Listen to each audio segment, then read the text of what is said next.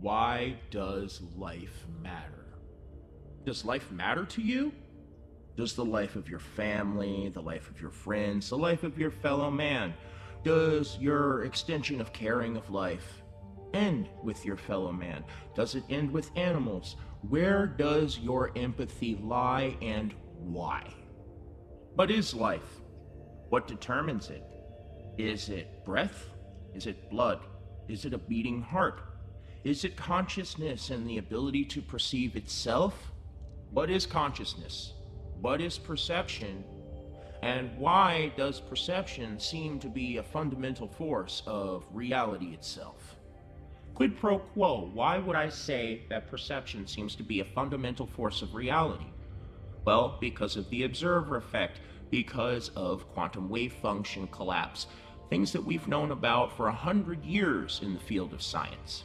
And essentially what it means is that when an active perception perceives something, or something is measured and then perceived, the soup of every possible maybe that exists as reality becomes something, a yes, a definite, a point in existence. Reality seems to be prodded and poked by the very act of perception, by the very act of witness. Now, imagine the audacity that some people in science call this a measurement problem or a quirk of measurement. Now, imagine if Sir Isaac Newton had the apple hit him on the head and he called it a falling problem, and we never truly even attempted to grasp the full depths of gravity. Gravity, it seems, based on all the studies we've done on it, is a organizing force of reality. And I too believe that these quantum interactions between perception and probability also represent a force that organizes reality. Well, then why is talking about perception and the quantum mechanics behind it so important in the discussion of why life matters? Well, because perception comes from life. As far as we know, only a living thing can perceive, and that would indicate by proxy that life itself is at least at minimum tied to a fundamental organizing force of reality. And I would highly argue that this fundamental force, this way that perception shapes the literal fabric of our reality, is likely a much more important organizing force than gravity.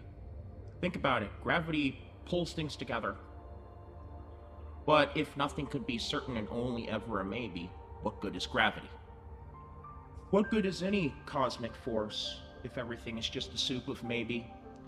What good is the weak and strong electromagnetic forces? What good is the nuclear forces? What good is anything if nothing is definite? If it just exists in a soup of possibility? So this is where I would postulate that perception isn't just an organizing force of reality, but the organizing force of reality.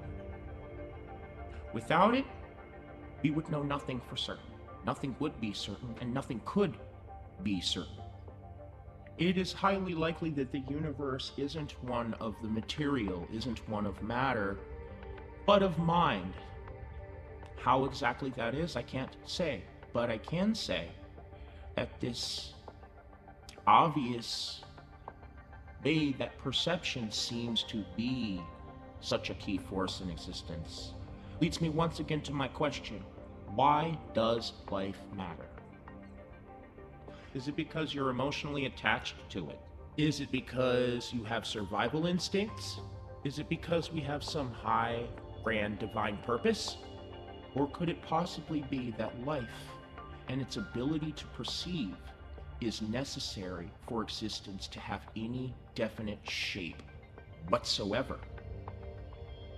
Life has inherent value because its ability to perceive is the inherent value of everything. It is what brings void to meaning. It's what brings nothingness to creation. Each individual perception, each individual lens through which this perception shapes reality is the individual. Why the individual matters? Because relation can't be had by a singular perception. Life is inherently valuable because it's likely what shapes the certainty of reality. And the individual is invaluable because without it, connection is truly impossible. Now consider how we commodify life, how we patent it, package it, slap it on a plastic lunchbox, and now we're selling it. We're selling it. Your scientists were so preoccupied with whether or not they could, they didn't stop to think if they should. And that's the reality of humanity and its commodification of life. Factory farming, slavery, indentured servitude, the broken capital system, the way we treat animals in the pet industry, which I have a personal experience and deep knowledge of due to my previous line of work. Every single way that humanity could commodify it and slap it on a plastic lunchbox, they sell it. They sell it. And they sell our souls along with it. They sell out humanity. They sell out right. They sell out good. They cheer, revel, and relish in their evil. As we mine consciousness, perception, the very thing that creates our reality. Like oil. How much blood must be spilled for oil? But furthermore, how much blood must be spilled? If life, perception, consciousness truly is the most important thing in all of existence, and we exploit it, we prostitute it, we rape it, we enslave it, what does that say about humanity and the kind of life that we've become? Parasitic life. We are the mosquito on the arm of consciousness. Unable to fly now because we've grown obese from gorging ourselves on blood.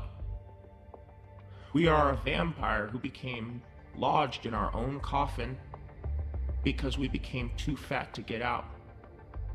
We drained too many lives dry. And when it's all said and done, who will be left to wonder why, to cry, to grieve the loss of the most important thing that could ever exist, that does exist, that is existence? And we slapped it on a plastic lunchbox.